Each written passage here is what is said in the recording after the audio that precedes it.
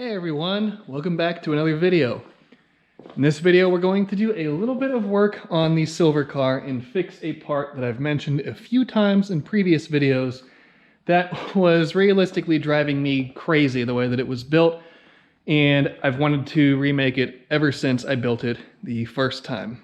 Because why not build the same parts multiple times? That seems to be the continuing theme with this build. So what we are missing on the car currently, and what we are going to rebuild, is this hot side intercooler tube. And let's see if I can find the right angle to show, but you can see that we are dealing with pretty tight confines.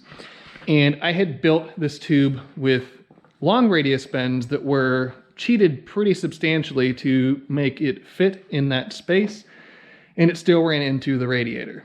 So here's the tube that we were working with. And like I said, it's all long radius bends, and I was not happy with the cheating that I had to do and how peaky the outsides of all of these bends ended up being. It did not, or it does not look as good as I think it could using the correct bends for this job. And I just so happen to have the correct bends here now. So this is all 3-inch tubing, and we will need to scavenge the 2 Wiggins weld ferrules off of those, but that will be no big deal. And here's what we're working with. Actually, let me get one of these tight radius bends unbagged, get the long radius bend that I have unbagged, and we can talk about the differences between the two and when you would use one versus the other. Here we can see the 2 different style bends. Now these are both 3-inch bends, but the centerline radii of them, or how tight, how much space the bend takes up, is very different between the 2 of them. So they both go 90 degrees, but this tight radius bend, that bend happens in less space, and you can get away with building a tube in tighter spatial confines than you can with the long radius tube.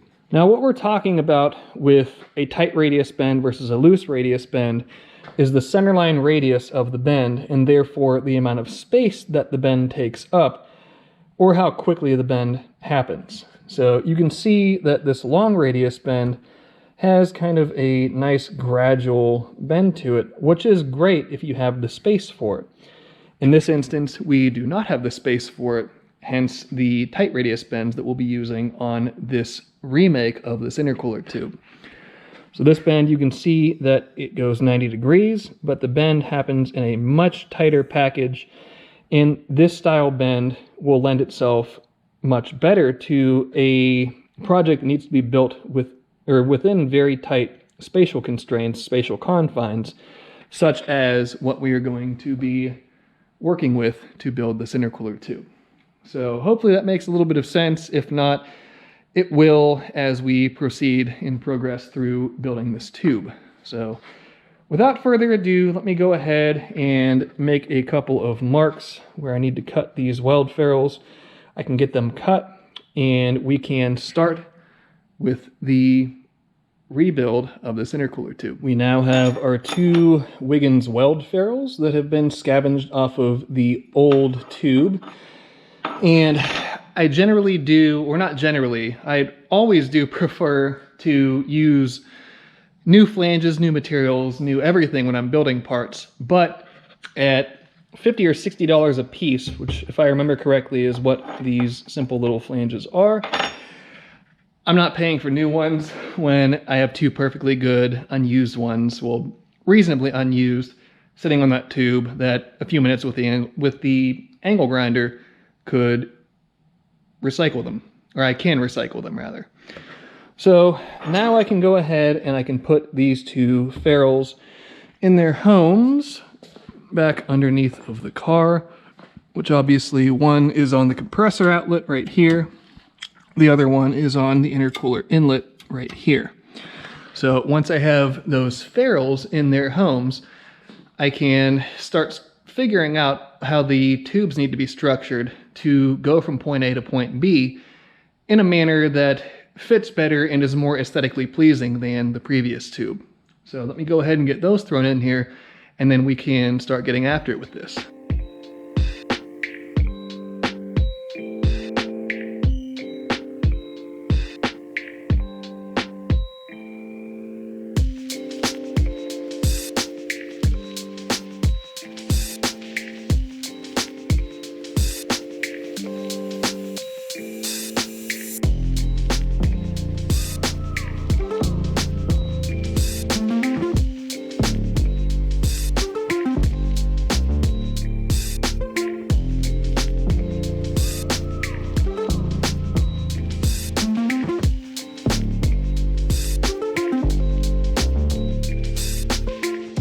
We have our first bend welded to its respective flange right there, and I have our second bend right here.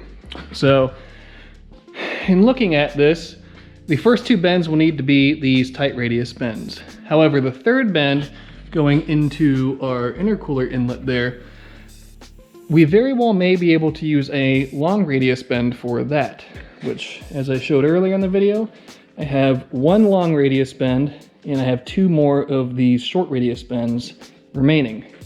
So I guess I'll go ahead and I can get this piece welded onto what we already have there, or get it marked and then welded rather. And just for clarity's sake, there's how we are sitting.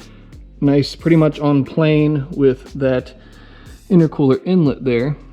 And I think I would like to use the long radius bend if I could. That way we don't have, let me put this down, but we don't have just a random straight section leading into the intercooler inlet. I think it would look cleaner if the tube starts on a bend, or is in the middle of a bend coming out of the intercooler inlet, which again, might not make a whole lot of sense with the way I'm explaining it, but just humor me, and as we go through this, if it works out the way that I am planning for it to, I think it will look pretty sweet. So I'll go ahead and get this second bend marked out, get it welded on, and we can keep moving forward.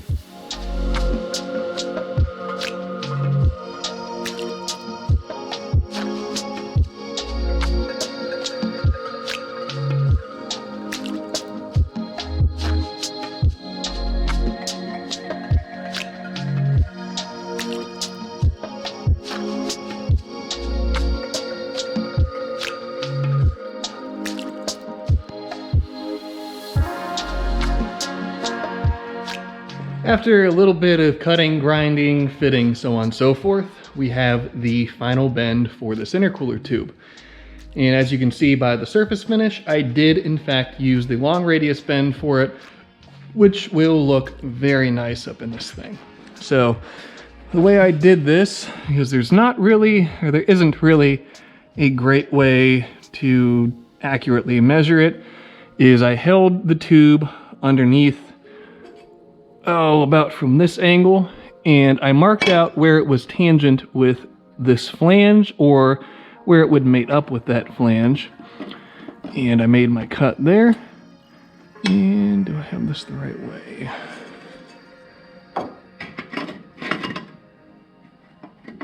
There we go, a little bit better, had it backwards. So marked where it was tangent on that flange, I made my cut there, and then slowly and methodically cut little by little, ground a little bit here and there off of the side that will mate to the rest of the tube, and we are left with this piece. So I can go ahead now and remove that flange from the intercooler inlet. I can weld this tube to that flange, and then I can do any final tailoring that I need to on this end of this tube to make it match up perfectly to what we already have in the car. So I'll go ahead, Scotch-Brite this, and pull that flange out. We can weld this, and before long we will have a finished intercooler tube that I'm finally happy with for the silver car.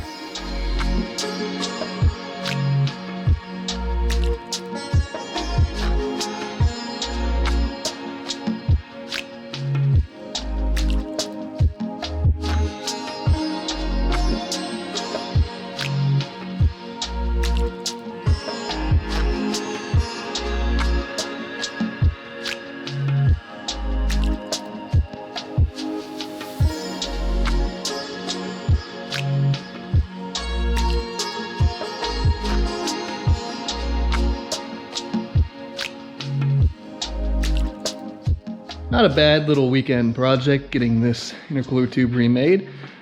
As you saw, I threw it up in the car. It fits very well, fits much better than the old one. And you can see we have all kinds of clearance between tube and radiator. We still have enough clearance to the volute on the compressor inlet to put a screen filter on it, as there would be no way with this turbo location to run an actual air filter on it. So one of those screen filters we'll have to do. Hopefully don't end up picking up too many rocks through the compressor, but this thing will see fairly limited street miles, so I'm not terribly worried about that. But yeah, it looks very nice and very happy with how that came out. And obviously the cold side, we didn't touch that aside from putting our IAT bung in, which you can see is housed right here, nice and hidden from the top side, and plenty of clearance to any of the rotating components on the front of the engine. So that tube's done. Now we finally have the intercooler tubing system completed. Very happy with how it came out, and those tight radius bends came in extraordinarily handy to be able to build this in a manner that I wanted to. So beyond that, we have one other part that has arrived for the silver car that has to do with the wiring system and the electrical system on it. So it's in this box right here. Let me go ahead and I'll get that unboxed off camera so that way I can hide the address, and I'll show you guys exactly what's going on. So what we have here is a pretty cool little electronic piece that will make, or I guess it will serve as one of the couple of parts for the electrical system on this car. We have this Leash Electronics straight strip wiring board. And what this is think of it as a simple man's PDM, or at least that's the way that I think of it. And you have power in, you have power out. It controls all of your lights. You have all these inputs here for lights, all kinds of other battery inputs, ignition inputs, what have you. You have 1, 2, 3, 4, 5, 6, 7, and 8 relays.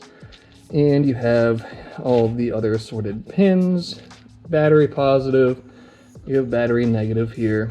And this will serve as the heart, or at least the heart of relays and fuses for the silver car.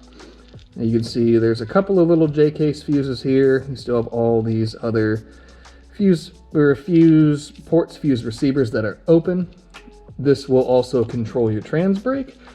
And you have indicator lights for all of the different circuits to show that if they are active or if they are not, to help with any diagnostics you may need to do. So these are really trick, and I've worked on and with quite a few cars that run these boards and have ran these boards, and they are very handy, they are very nice to work with, and they work flawlessly.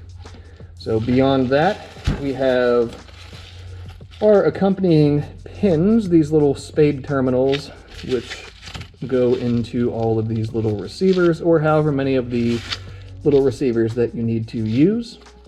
And we also have a nice little instruction sheet. So this shows us, the power in and power out, main power in, main power out to power the entire board.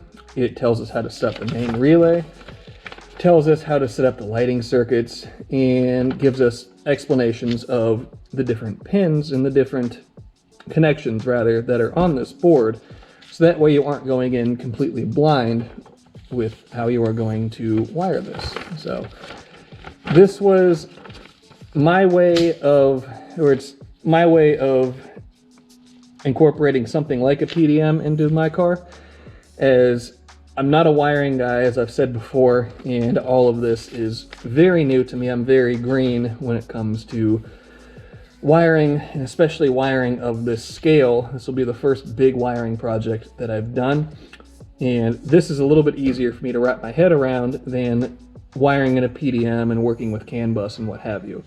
You have fuses, you have connections, everything is physical in front of you.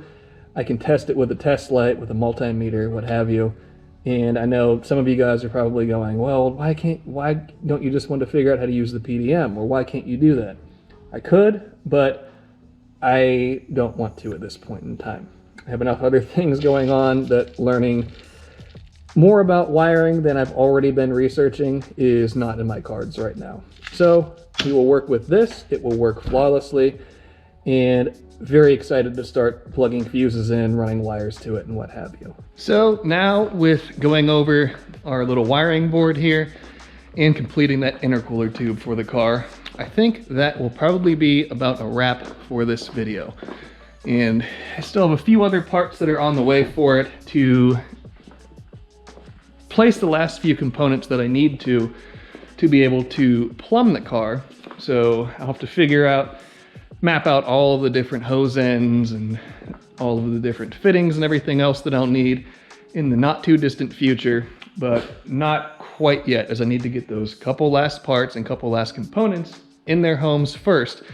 So that way we minimize the amount of guesswork involved with plumbing this thing, as I don't want to order the same hose ends 3 times, although I'm sure there will be some that will end up happening with, as is tradition with building AN lines, especially this many.